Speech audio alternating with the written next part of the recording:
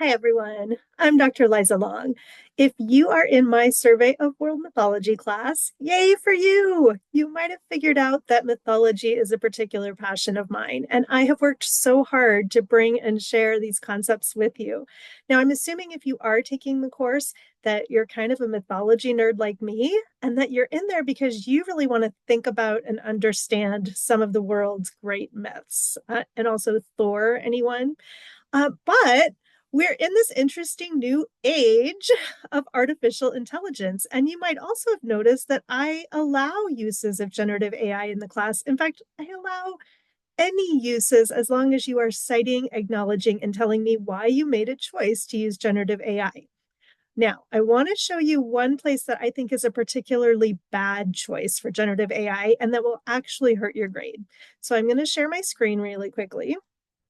I've got ChatGPT up, but really you could use any of the generative AI bots. So you'll see here, I have taken our week 4 discussion, and this is a tough week. We're going to be dealing with the apocalypse, with considering the Christian apocalyptic myth in the book of Revelations. So we're asking some hard questions this week. So what I've done with ChatGPT here is I've asked it to write my discussion post. If I were a student, I would think this, I would at least try this, right? Might as well see. So you can see here, I'm taking a Survey of World Mythology course, and I need your help with writing a discussion post. You are an expert in mythology. Always give it a roll.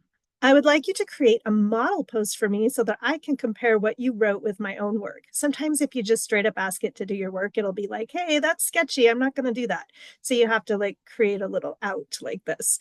Then I've copied and pasted the discussion prompt. Like I said, it's a doozy. I'm definitely asking you to read something hard this week with Marina Warner's text and also really think about some difficult concepts.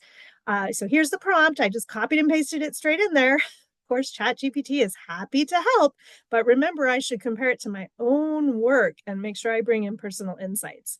Now, the first thing you'll notice in looking at the response, remember, I only require 2 to 3 paragraphs. Wow, ChatGPT went to town. This is much longer than 2 to 3 paragraphs. Now imagine you're me as a teacher, and this is the response that you see from a student. Do you think the student wrote that, or do you think a chatbot wrote it? And if you say you think a chatbot wrote it, your fellow students are probably thinking the same thing when they see your posts, right? So great. The chatbot can string words together, but it can't think. It can't think your thoughts. It can't do the hard work that you need to do of considering how to read scholarship and mythology.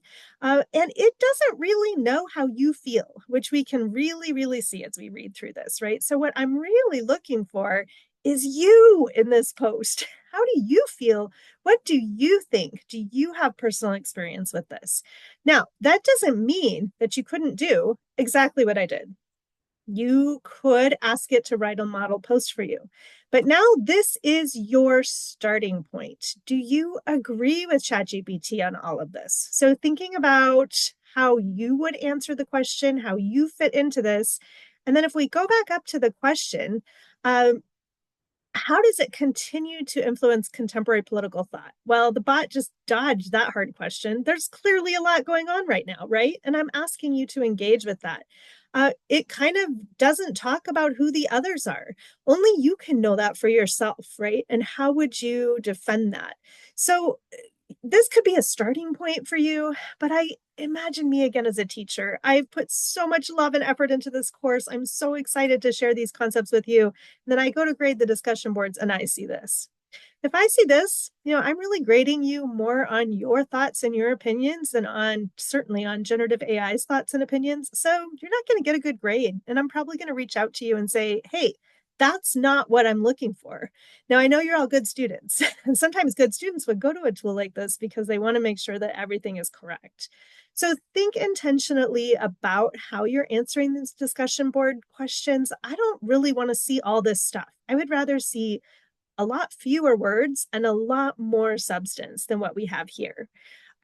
Now, a good use, though, might be for you to ask it, maybe you didn't really understand the article, right? So if you were to ask it to explain concepts in the article, for example, like Levi-Strauss's myth themes that we had to deal with last week. Those are tough. And I even suggested that you use AI for it, right? So considering those types of approaches for AI, that's a good use. Or if you just have no idea where to start, this could be a starting point. But then I want you to tell me what you think about those texts. What do you think about these ideas, right? Cut me some slack here, y'all. I find you a lot more interesting than ChatGPT. Anyway, anytime you have questions about how to use an AI tool in our course or whether you're using it appropriately, please feel free to reach out. You can email me. We can set up a time for a video chat or a phone call.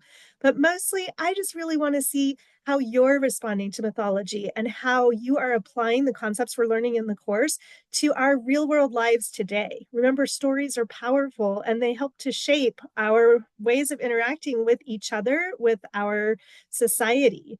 And that's what I'm really interested in.